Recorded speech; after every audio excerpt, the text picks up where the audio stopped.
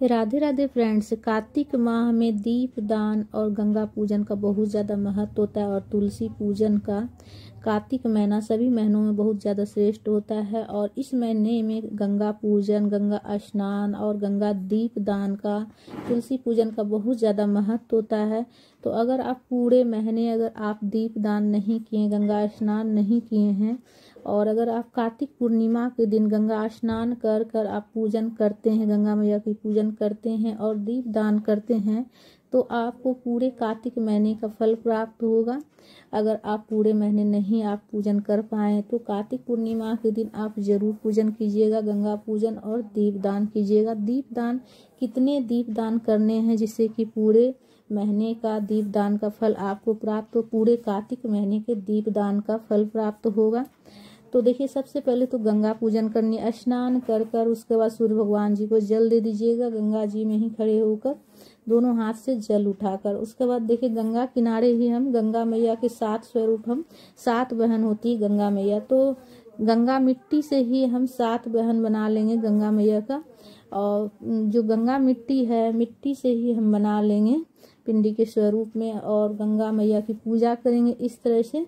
तो हमने बना लिए हैं और उसके बाद देखिए हमने सिंदूर लगा लिए हैं। और गंगा मैया को देखिए सफ़ेद चीज़ ज़्यादा चढ़ाया जाता है, गंगा मैया को सफ़ेद चीज़ बहुत ही ज़्यादा पसंद है, सफ़ेद पुष्प, दूध, तो दूध चढ़ा लीजिएगा, ठीक है। और उसके बाद देखिए पुष्प चढ़ा लीजिएगा। गंगा जी में बहुत ज़्यादा उस दिन भीड़ रहती है, तो सारा सामान एक जगह रखकर आप बैठिएगा। जिस भी कलर का फूल मिल जाए, सफ़ेद फूल मिल जाए, चढ़ा लीजिएगा, इसलिए कि गंगा माता को सफ़ेद रंग ज़्यादा पसंद है। और नहीं मिले देखिए जिस भी कलर का आपको फूल मिल जाए, फूल माला चढ़ा लीजिएगा और पुष्प समर्पित कर लीजिएगा। गेंदा का फूल हो तो आप तोड़ तोड़ के भी चढ़ा सकते हैं, एक भी फूल मिल जाए तो आप सातों गंगा मैया की 7 बहन को आप तोड़ तोड़ के भी आप चढ़ा सकते हैं। उसके बाद देखिए भोग समर्पित करिएगा आप। भोग में आप कोई पकवान जैसे बनाकर आप चढ़ा सकते हैं, उस दिन बतासा भी चढ़ा सकते हैं, फल का भी भोग लगा सकते हैं।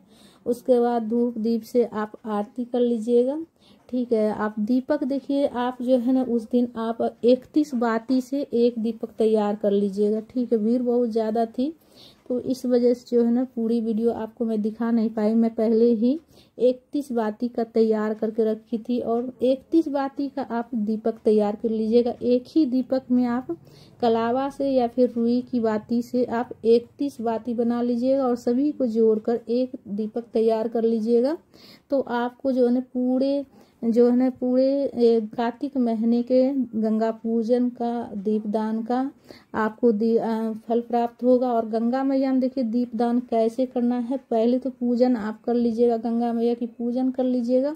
और देखिए हाथ पर हमने पहले मिट्टी रख ली है और पान का पत्ता रख लिए, इसलिए कि पान का पत्ता डायरेक्ट रखिएगा तो हाथ जलेगा, तो थोड़ा सा गंगा मिट्टी रख लेना है हाथ के ऊपर। उसके बाद पान के पत्ता के ऊपर रख कर आप जो है ना कपूर प्रज्वलित कर कर या फिर आप चाहे तो 31 बाती का दीपक बनाकर आप रुई से, और उसके बाद दीप दान इस तरह से भी आप कर सकते हैं। या फिर गंगा किनारे ही आप 31 बाती से दीपक तैयार कर लीजिएगा और कपूर प्रज्वलित करके दीप दान कर लीजिएगा पान के पत्ता को ऊपर रखकर, इसलिए पान के पत्ता जल्दी से डूबता नहीं है, तैरते रहता है जल में। उसके बाद चारों तरफ से पहले जो है ना घूम कर, गंगा जी में ही खड़े होकर चारों तरफ घूमकर आप इस तरह से दीपक चारों तरफ घुमा लीजिएगा। तो इस तरह से आप गंगा आरती भी कर लीजिएगा और उसके बाद दीप दान करना है। तो जल में इस तरह से रखिएगा कि मतलब आपका दीप जो कपूर जलाइएगा या फिर दीपक वो जलता रहे, तो थोड़ी देर भी जलता है, जैसे कि 1 मिनट आधा मिनट भी जल गया तो समझिए आपका दीप दान हो गया।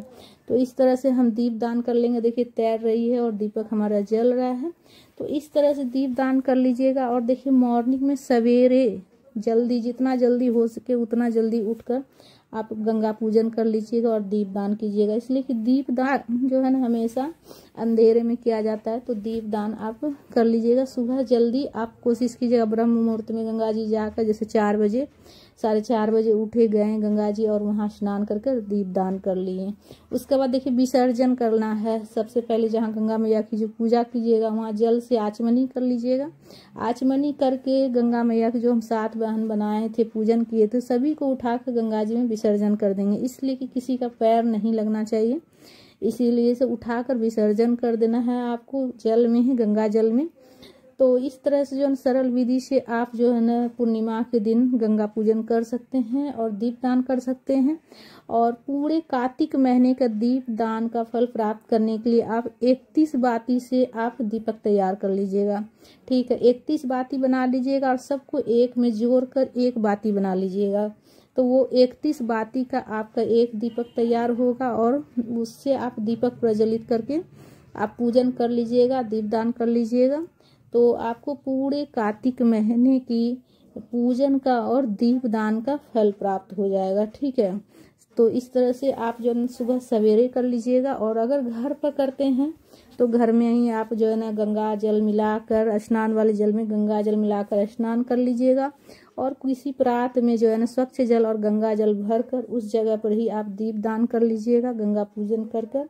और सभी को उठाकर फिर जल में विसर्जन कर कर और उसको किसी पेड़ पौधा में आप डाल दीजिएगा। घर पर अगर कीजिएगा तो आसपास अगर गंगा नदी हो तो कोशिश कीजिएगा गंगा नदी में ही जाकर स्नान करने का और पूजन करने का, इसलिए कि कार्तिक महीने में गंगा नदी और गंगा स्नान का बहुत ज़्यादा महत्व होता है। तो आसपास में अगर हो तो आप कोशिश कीजिएगा तो वहीं जाकर आप गंगा पूजन करें और स्नान करें। तो फ्रेंड्स, हमारा ये वीडियो आप सबको कैसा लगा? अगर आपको थोड़ा सा भी ज्ञानवर्धक लगा है वीडियो और हमारी ये जानकारी अच्छी लगी तो वीडियो को ज़्यादा से ज़्यादा शेयर कीजिएगा। चैनल पर नए हैं तो चैनल को सब्सक्राइब कर लीजिएगा, कमेंट कीजिएगा और कमेंट में गंगा मैया की जयकारा जरूर लगाइएगा। और आप कार्तिक पूर्णिमा के दिन दीपदान 31 बाती का जरूर कर लीजिएगा। तो पूरे महीने का आपको जो है ना कार्तिक महीने के पूरे कार्तिक महीने का और गंगा पूजन का और गंगा दीप दान का आपको फल प्राप्त होगा। ठीक है, 31 बाती से तैयार कर लीजिएगा। और अगर 365 बाती से अगर आप तैयार करते हैं तो आपको पूरे पूरे साल भर के दीपदान का आपको फल प्राप्त होगा। 365 बाती से अगर आप दीपक तैयार करके दीपदान करते हैं तो अपना सुविधा के अनुसार देख लीजिए, आप 31 बाती का भी कर सकते हैं या फिर 365 बाती का भी दीपदान कर सकते हैं फ्रेंड्स।